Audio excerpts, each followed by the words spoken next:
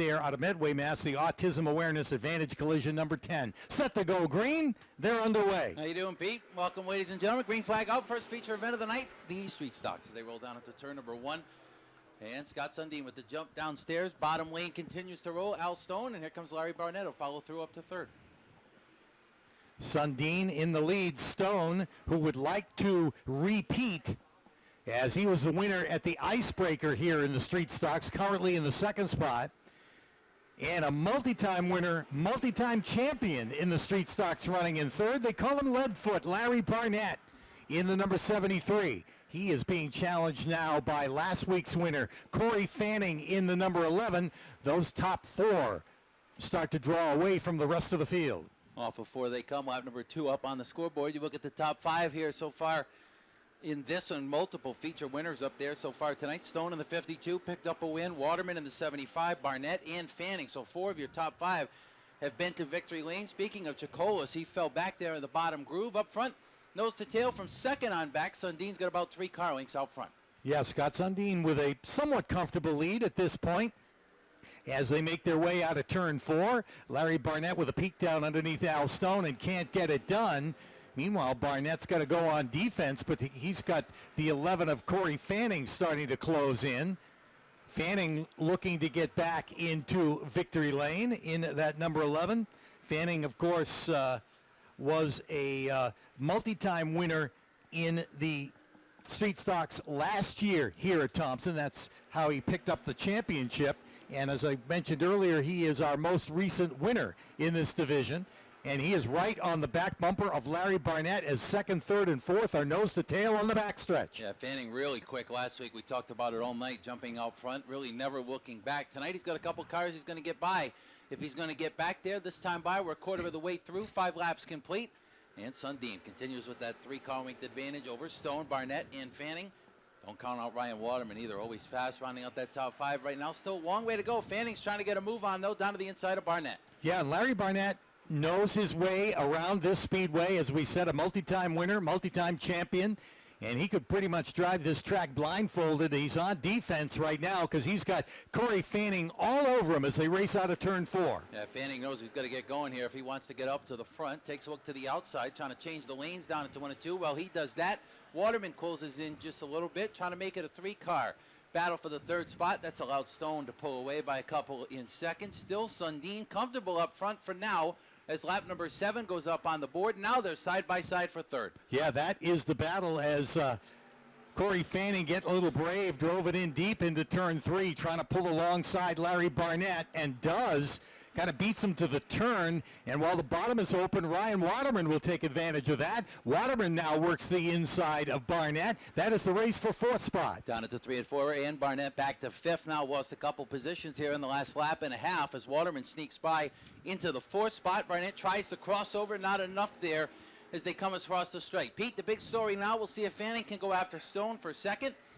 By the naked eye, he's closed right into the back bumper there as they come off turn 2. Yeah, he's on the move. We saw him really fast here last week in that number 11, and he is now challenging for the 2nd spot as he gets the nose down underneath Al Stone, draws alongside, and actually was ahead of him by a nose at the stripe that time. Fanning is on the move, able to get around Al Stone, going down into turn 1, clears him, and is into 2nd by himself. Al Stone 3rd, Ryan Waterman is 4th, Larry Barnett in the 73 rounds out the top 5. Yeah, if you take a look at the lap times as the field comes across the stripe at the halfway point, Sundin setting the pace, but Fanning the quickest car in the racetrack, a 1/10.5 quicker.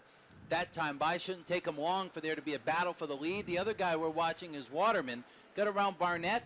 He's closing in on Stone for 3rd, but that's a long gap if he's going to get all the way up there to race Sundin for the lead. Yeah, we're just past the halfway mark, and Scott Sundin has led it from the top and continues to do so as he crosses the stripe. But Corey Fanning pedaling as hard as he can, trying to close that gap and get up there and battle for the lead. They have put some distance between themselves and 3rd place runner Al Stone, who again remains a couple of car lengths over Ryan Waterman, who runs in the 4th spot, and Larry Barnett stays right with him in 5th. Now a battle for the lead as they go across the stripe. Yeah, Fanning making it look easy. Closed into the back bumper, drove down to the inside, Made the pass. That was probably one of the easiest passes you can make. The caution flag is up.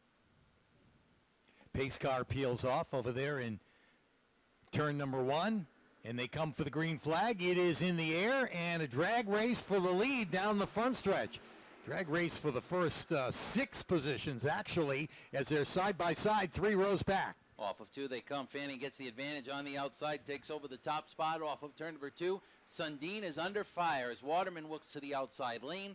Almost clears him going down into 3 and 4. Sundin trying to fight him off. They make a little bit of contact, and they come off the corner side by side for second spot. Yeah, exchanging a little paint there through 3 and 4, but Waterman pedaling hard up on the outside.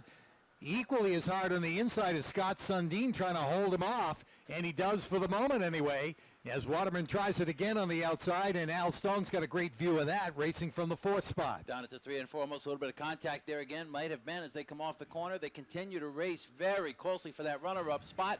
Looking out the front windshield, Corey Fanning is checked out 10 car lengths up, going through 1 and 2. Sundin still trying to work over the bottom of Waterman, though, as they come off of 2. Yeah, Sundin's able to run the line that he wants to run, and Waterman not exactly pinching him down there as they continue to run together. 5 laps to go. Waterman's got to kind of tiptoe his way through the turn when he's up there a groove, and that allows Sundin to get that position back. Now Sundin will go to the bottom. He saw that work, or rather Waterman will go to the bottom, and he does.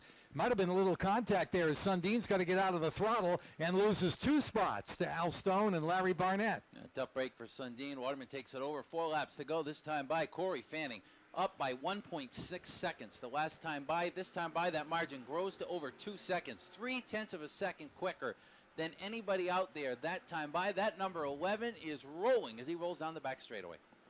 Yeah, since he got out front, he has been untouchable and continues to lead a big lead. Ryan Waterman is into a comfortable 2nd. Al Stone's got a 3rd place run going. Larry Barnett 4th in the 73. Scott Sundin round out the top 5. Aaron Clemens is back up there in 6th spot in the 67. Off the turn number 2, Fanning comes. This time by, twin sticks up in the air from Craig Merriman. 2 laps to go in the street stock main event. Fanning out front, Waterman comfortable in 2nd, Stone comfortable in 3rd. Everybody pretty well set here in their positions for the final 2 laps. Yeah, things have really settled down compared to what we saw through 3/4 of this race. But yeah, Corey Fanning again, well out in front, almost a half a straightaway at this point in the number 11.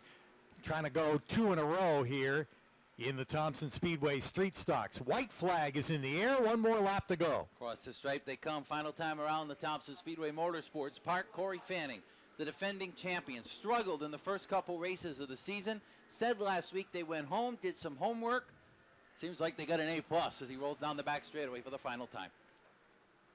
And as they get ready to come to the checkered flag, it looks like Corey Fanning can coast on home from here. The double checkers, Corey Fanning will win it. Ryan Waterman for 2nd, Al Stone 3rd. Larry Barnett finishes 4th. Scott Sundin finishes 5th. Aaron Clemens 6th, followed by Tyler Simonella. Jason Chikolas, Tim Poulin. Then Scott Souza in the 6th, and Hank Stott in the... I think we finally figured the old girl out. She's probably one of the oldest cars in the field, and if it ain't broke, don't fix it, right? Just keep going back to the drawing board and keep working off, and it pays off, right? I know you got some people that came down here pretty quickly. They made it down here pretty quick. I know you want to give them a thanks. Yeah, JJ, Barrel Motors, Brian from Barrel Motors, Dad, everybody that puts all their time into the car. I mean, I put as much time as I can, but these guys put 40 hours. Like I said the last race, I can't keep repeating it. These guys work their butts off, and I'm just the pilot.